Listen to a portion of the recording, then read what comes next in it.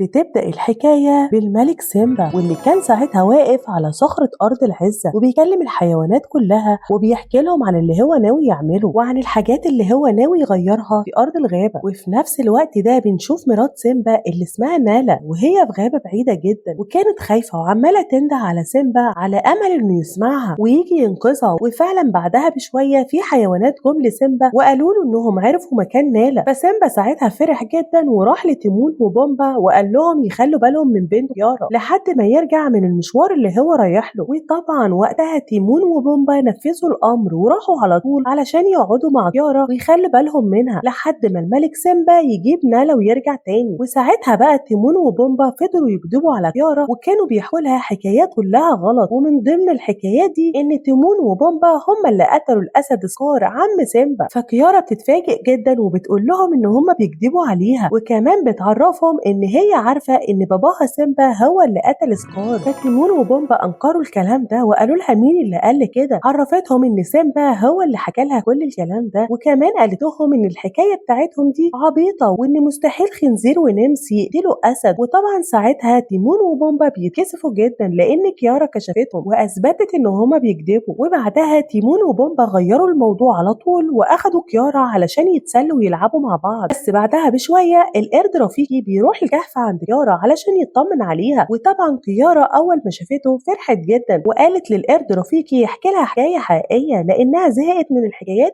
اللي بيحكيها تيمون وبومبا. ورفيقي ساعتها قرر انه يحكي لها حكايه جدها الاسد مفاسة، وقال لها ان من زمان بعيد جدا مفاسة كان شبل صغير قوي وكان مسافر مع مامته وباباه وكل قطيع الحيوانات لارض جديده لان الارض بتاعتهم اتدمرت من الجفاف. وبعد رحله طويله جدا اخيرا مفاسة ومامته وباباه قدروا انهم يوصلوا لأرض فيها مية. وساعتها طبعا كلهم كانوا فرحانين جدا، حتى الحيوانات كمان كانوا فرحانين وبيلعبوا في المية. بس للأسف بعدها بشوية صغيرين الحيوانات بدأت تسمع صوت غريب جدا. فابو مفاسة ما كانش عارف ايه الصوت ده ولا جاي منين. وفجأة النهر اللي كانوا بيشربوا من ميته بدأت تزيد وتحولت من مية راكدة لإعصار خطير جدا. وللأسف ساعتها مفاسة ما خدش باله والإعصار كله جاي عليه وما كانش عارف يعوم وكان خلاص هيغرق. بس طبعا أول ما باباها شافه نزل بسرعة من غير تفكير للنهر علشان ينقذ ابنه مفاسة. بس قبل ما باباه يوصل له مفاسة عارف يطلع على صخرة، فمامته وقتها فضلت تشجعه علشان ينط من على الصخرة دي ويوصل لها للبر التاني. وللأسف وقتها مفاسة ملحقش يعمل كده، وده لأن كان في فيل ضخم غرقان في المية والطيار كان بيسحبه ناحية مفاسة. وطبعا ساعتها الفيل ده أخد مفاسة ووقعوا هما الاتنين في الشلال والمية سحبتهم لبعيد جدا. وساعتها مفاسة بيفوق، بس المفاجأة بقى بيلاقي نفسه في أرض غريبة جدا وأول مرة يشوفها. وطبعا في الأول مفاسة كان خايف وكان ماسك في جذع شجرة وعايز يوصل للأرض، ولما مفاسة بيبص حواليه بيلاقي شبل صغير تاني واقف قصاده. فمفاسة طلب منه إنه يساعده ويخرجه من هنا. فالشبل ساعتها فضل يضحك عليه وعرف مفاسة بنفسه وقال له إن اسمه تاكا. فمفاسة رحب بيه وطلب منه إنه ينقذه ويطلعه من هنا. فتاكا قال له للأسف إنه مش هيعرف، وكمان عرفه إن النهر اللي هو فيه دلوقتي مليان تماسيح واكيد التماسيح دي هتخلص عليه دلوقتي. وفعلا وقتها التماسيح بدأت تظهر وتحاصر مفاسة من كل مكان، وبعدها قرروا ان هم يهاجموه. بس لحسن الحظ على اخر لحظة وصلت مامة تاكا وخوفت التماسيح دول وانقذت مفاسة كمان وخرجته من المية. وبعد لما مامة تاكا اطمنت على مفاسة قالت له ان لازم يمشي من هنا لان دي الارض بتاعتهم ولو في اي اسد شافه هيخلص عليه. فتاكا رفض الكلام ده وقال لمامته انهم مش هينفع يسيبوا مفاسة هنا ولازم كمان ياخدوه معاهم للقطيع. فمامة تاكا بترفض جدا وبتقول له ان قوانين القطيع بترفض انهم يضموا ليهم الاسود الضاله. فمفاسة وقتها بيرد عليها وبيقول لها انه مش اسد ضال، وكمان بيعرفها ان ليه اهل وتايه منهم. وبعدها مفاسة بيطلب من مامة تاكا انها تساعده وتحاول توصله لاهله. فمامة تاكا بتعرفه انه جاي من النهر والنهر ده بيوصل لاراضي بعيده جدا واكيد ارضه من الاراضي دي والمسافه بينهم وبين المكان اللي هم فيه بعيده جدا. وساعتها مامة تاكا ما كانش قدامها اي حل تاني وقررت انها تاخد مفاسة معاها للقطيع بتاعها. واول لما بتوصل هناك بابا تاكا بيشوفها وبنعرف في الوقت ده ان الاسد بابا تاكا هو ملك القطيع. واول لما بيشوف مفاسة بيزعق لمامة تاكا وبيقول لها انت ازاي تجيبي اسد غريب للقطيع. ولما مامة تاكا حاولت تبرر له الاسد رفض التفاهم وقال لها ان الموضوع ده منتهي وانهم هيخلصوا على مفاسة دلوقتي. فتاكا بيرفض الكلام ده وبيقول لباباه ان مفاسة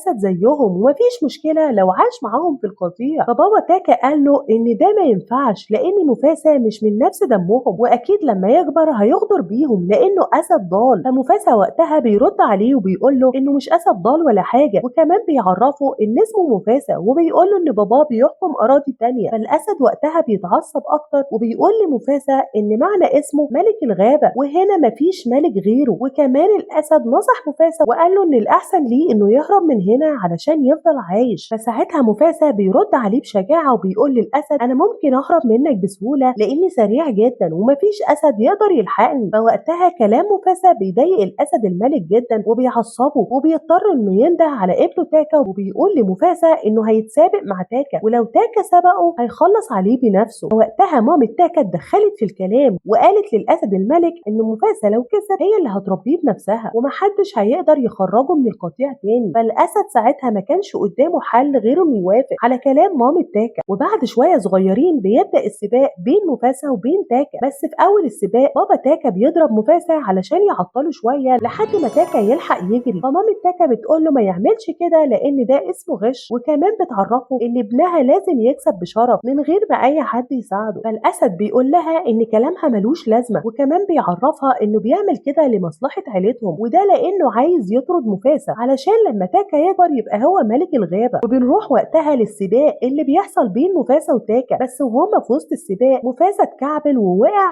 على الأرض. وساعتها مفاسة افتكر اللي حصل معاه لما كان مع مامته وباباه وهو في النهر، وطبعا بسبب إن مفاسة اتعطل فتاكا سبقه بكتير، بس مفاسة رجع تاني علشان يكمل السباق ويحاول يسبق تاكا. والمفاجأة بقى إن الأسد تاكا بيهدي سرعته وبيقول لمفاسة إنه مش عايز يكسب لأنه لو عمل كده باباه هيخلص عليه. ومفاسة كان مستغرب جدا وسأل تاكا هو عايز إيه، فتاكا قال له إنه هيخليه يسبقه لأنه وحيد وعايز أخ ليه. وطبعا مفاسة سبقه وكده مفاسة هيفضل عايش معاهم في القطيع زي ما مامة تاكا قالت. وفعلا بعدها بشوية مفاسة هو اللي وصل لأول الشجرة الميتة، وطبعا أول ما الأسد شافه اتعصب جدا، بس ساعتها ما كانش خلاص هيعرف يعمل أي حاجة لأن كده مفاسة رسميا هو الكسبان، هيعيش معاهم في القطيع والملكة مامة تاكا هي اللي هتربيه بنفسها. الأسد الملك قال لمامة تاكا إنه خلاص مش هيخلص عليه بس بشرط واحد بس، إن مفاسة يتربى مع الإناث وما يترباش مع الذكور. وطبعا الأسد الملك عمل كده لأنه كان عايز مفاسة يطلع ضعيف، وكمان كان عايز ابنه تاكا يبقى أقوى منه كتير علشان يبقى الملك مكانه. وفعلا بعدها بتعدي سنين كتير ومفاسة بيكبر وبيبقى أسد قوي جدا. وفي يوم من الأيام تاكا ومامته ومفاسة كمان كانوا رايحين يصطادوا، بس ساعتها بيهجم عليهم أسود غريبة من قطيع تاني. وطبعا تاكا ومامته أول ما بيشوفوا الأسود دي بيترعبوا جدا، وده لأن نوع الأسود دي مش موجود غير في تلج بس، ولون الأسود دي كمان كان أبيض، وكمان كان حجمهم ضخم جدا وكبير. ومن كتر الخوف تاكا يسيب مامته ومفاسة وبيهرب من المكان بسرعة. لما الأسود حاصروا مامة تاكا مفاسة مسكتش ودخل بكل شجاعة وهجم على الأسود دول، كمان قتل واحد منهم. وطبعا قطيع الأسود أول ما شافوا قوة مفاسة هربوا كلهم وكانوا خايفين منه. ولما الدنيا هدت مفاسة شال مامة تاكا ورجع بيها للقطيع، ولما ملك القطيع سألهم إيه اللي حصل فمامة تاكا ردت عليه وقالت له إن لولا مفاسة كان زمانها ماتت. ومفاسة كمان قال للملك إنه مستغرب جدا لأنه أول مرة يشوف أسود زي دي. فالملك سأل أكتر عن الأسود دي وطلب من مفاسة إنه يقول له أي حاجة عنهم. فمفاسة بيعرفوا إن شكلهم قطيع كبير جدا وكمان أكيد هم قريبين منهم وهيهجموا عليهم قريب. فالأسد بيرد على مفاسة وبيقول له إنه كلامه غلط ومستحيل تعرف هم هيهجموا علينا إمتى. فمفاسة بيرد عليه وبيقول له يبعت جاسوس من القطيع بتاعهم علشان يتأكد إن كلامه صح. وفعلا بعدها الجاسوس بيروح وبيتأكد إن كلام مفاسة صح، بيتأكد إن قطيع الأسود البيضاء قطيع ضخم جدا وبيخططوا إنهم يسيطروا على الأرض كلها. وساعتها بقى بنشوف ملك الأسود البيضاء وكان وقتها بيقتل الأسد اللي معرفش يقتل مفاسة. وكمان للأسف بنعرف إن الأسد اللي قتله مفاسة ده يبقى ابن ملك الأسود البيضاء. وطبعا لما الجاسوس بيعرف كل ده بيهرب بسرعة وبيروح لبابا تاكا وبيعرفه إن فعلا كلام مفاسة صح،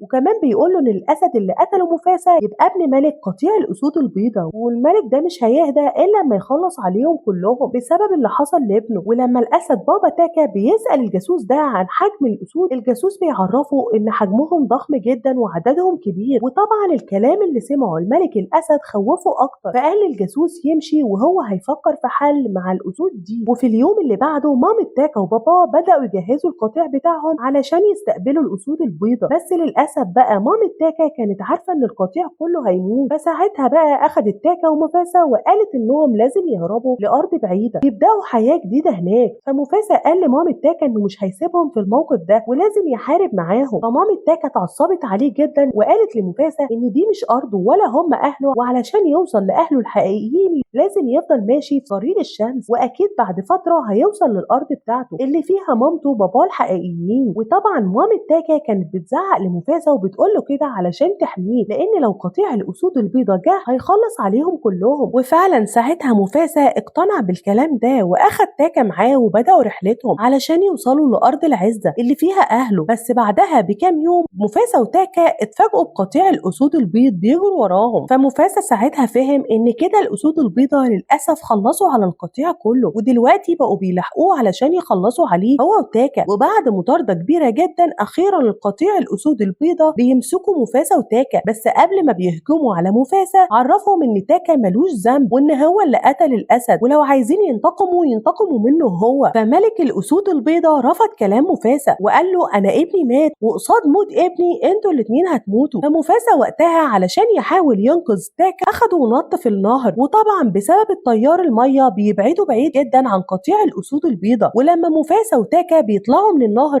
بيلاقوا نفسهم في أرض جديدة تماما، وكمان في الأرض دي حيوانات أول مرة يشوفوها. وساعتها بقى مفاسة بيلاقي قرد جاي يقرب عليه، وبنعرف وقتها إن القرد ده هو نفسه القرد رفيقي اللي بيحكي لنا الحكاية. ولما رفيقي سأل مفاسة هو رايح فين، فمفاسة عرفه إن هو رايح لأرض العزة أرض أهله. فرفيقي بيعرفه إنه عايز هو كمان يروح الأرض دي، وبيعرض على مفاسة إنهم يروحوا مع بعض. وفعلا بعدها مفاسة ورفيقي وتاكا بيبدأوا رحلة جديدة علشان يوصلوا لأرض العزة. وبعد كام يوم مفاسة وتاكا ورفيقي وصلوا الأرض مليانة حيوانات، فمفاسة طلب منهم إنه ينضم ليهم ويكملوا رحلتهم معاهم. بس للأسف بعدها بقى قطيع الأسود البيضاء برضه عرفوا يوصلوا لمفاسة، لكن مفاسة المرة دي ما كانش عايز يهرب زي كل مرة، وراح لتاكا وخططوا إنهم لازم يهجموا عليهم ويخلصوا منهم ويخلصوا الموضوع ده خالص، لأنهم مش هيفضلوا طول حياتهم يهربوا كده. فتاكا قال لمفاسة يفوق وبيفهموا إن هما اتنين بس، إنما التانيين قطيع كامل وأكيد هيخلصوا عليهم. فمفاسة حاول يطمن تاكا وقال له إن هو هيحاول يقنع الأفيال علشان يحاربوا معاهم في معركتهم ضد الأسود البيضاء. بس للأسف مفاسة لما عمل كده الأفيال كلها رفضت ومحدش فيهم رضى يساعد مفاسة. وساعتها مفاسة وتاكا ورفيقي قرروا إنهم يهربوا، وكمان أخدوا معاهم أنثى أسد اسمها سرابي، ودي كان بيحبها مفاسة وكان مقرر إنه يتجوزها أول ما يوصلوا للأرض بتاعته. وبعد فترة صغيرة الشتاء بيدخل عليهم والصحراء كلها بتتحول لتلج، وفي يوم من الأيام تاكا بيروح علشان يصطاد لهم حاجة ياكلوها.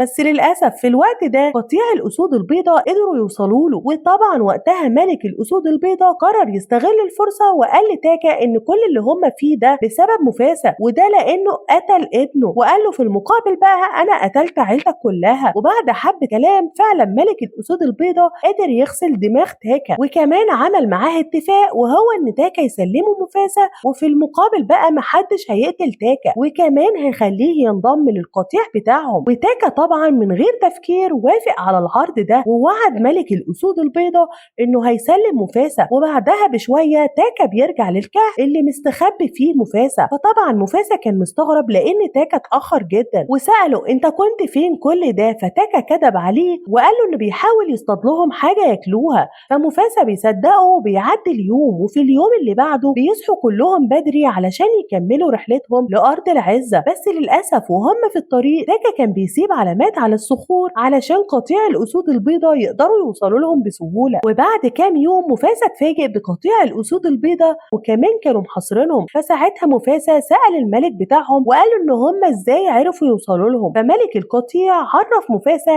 إن تاكا هو اللي خانه وقال له على مكانهم، وكمان عرفه إن تاكا كده عمل اللي عليه ونفذ الاتفاق اللي بينهم، ودلوقتي بقى تاكا خلاص بقى واحد منهم. وطبعا ساعتها مفاسة كان مصدوم من اللي بيسمعه وقال لتاكا احنا اخوات ازاي تخوني؟ فتاكا بيرد عليه وبيقول له ان اهله والقطيع بتاعه كلهم ماتوا بسببه، ودلوقتي بقى هو لازم يموت زي القطيع بتاعه ما مات. وقبل مفاسة ما يرد عليه ولا حتى يبرر له ملك قطيع الأسود البيضاء بيهجم عليه وكان عمال يضرب فيه بكل وحشية. ولما مفاسة افتكر ان خلاص كده الملك هيخلص عليه اتفاجئ بان ملك الأسود البيضاء بيقول له انه مش هيعمل كده وهيفضل ويفضل يطارده طول حياته علشان يخليه دايما مرعوب ويموت من الخوف. فمفاسا ساعتها استغل الفرصة وهرب بسرعة من قدام ملك الأسود البيضاء. وبعدها بقى مفاسا قرر ينتقم وراح لأرض غريبة كده وطلب من الحيوانات اللي فيها إنها تساعده في معركته ضد الأسود البيضاء. بس ساعتها طبعا الحيوانات رفضت. فمفاسا وسرابي بدأوا يوعوهم وقالوا للحيوانات إن قطيع الأسود البيضاء لو خلصوا عليهم النهارده هيرجعوا لهم تاني وهيخلصوا على كل الحيوانات. وساعتها بقى الجاموس البري بدأ يفهم الكلام ده وكمان وافق إنه يدخل معاه المعركة. ولما باقي الحيوانات شافوا اللي الجاموس عمله قرروا هم كمان يساعدوا مفاسا ويكونوا معاه في المعركة. وفي اليوم اللي بعده المعركة بدأت بين كل الحيوانات وبين قطيع الأسود البيضاء. وطبعا المعركة دي كانت كبيرة جدا. بس بنشوف بقى وسط المعركة ملك قطيع الأسود البيضاء وهو بيجري على مفاسا علشان يقتله بنفسه. وساعتها بقى بدأت معركة شرسة بين مفاسا وملك الأسود البيضاء. وفي نهاية المعركة دي وقعوا هما الاتنين في النهر. بس لحسن الحظ في صخرة كبيرة وقعت على ملك الأسود البيضاء وغرق في النهر. ومفاسا قدر انه يطلع من النهر. وكده خلاص مفاسا خلص من ملك الأسود البيضاء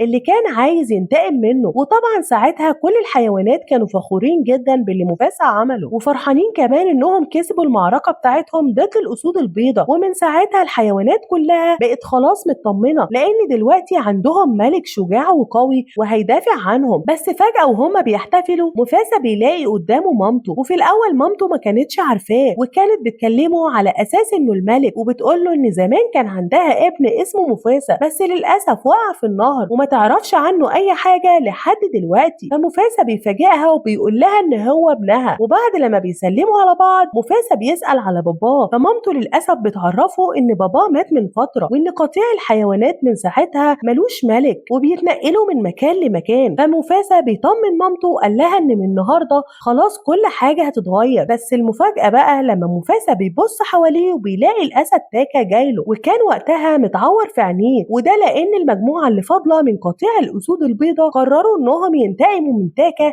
لأنهم معرفوش يعملوا حاجة مع مفاسا ومسكوه وفعلا ضربوه وعوروه في عينيه. بس الحيوانات كلها بقت ترفض وجود تاكا وبتقول لمفاسا إنه لازم ينفيه وما يخليهوش يعيش وسطهم. بس الغريب بقى مفاسا رفض الكلام ده وقال لكل الحيوانات إن تاكا أخوه ومتربيين مع بعض. وبعدها مفاسا بيروح لتاكا وبيقول له إن ينسى اسمه الحقيقي وبيعرفه من النهارده إن اسمه هيبقى سكار. فتاكا استغرب وسأل مفاسا اشمعنى هيبقى اسمه كده. فمفاسا بيعرفه إن سكار معناها ندبة أو جرح وكان يقصد اللي في عين تاكا اللي الأسود البيضاء عملوها له. وكان غرضه من الاسم ده إن تاكا دايما يكون فاكر خيانته ليه وما ينساش أبدا اللي هو عمله معاه. وطبعا ساعتها تاكا وافق على كلام مفاسا علشان يقدر يعيش معاهم في القطيع لأنه خلاص كده ملوش مكان تاني. ولو فكر يسيب مفاسا ويمشي قطيع الأسود البيضاء مش هتسيبه وهتنهي عليه خالص. تاكا خلاص نسى اسمه ومن اليوم ده بقى اسمه سكار. ومن بعدها بقى مفاسا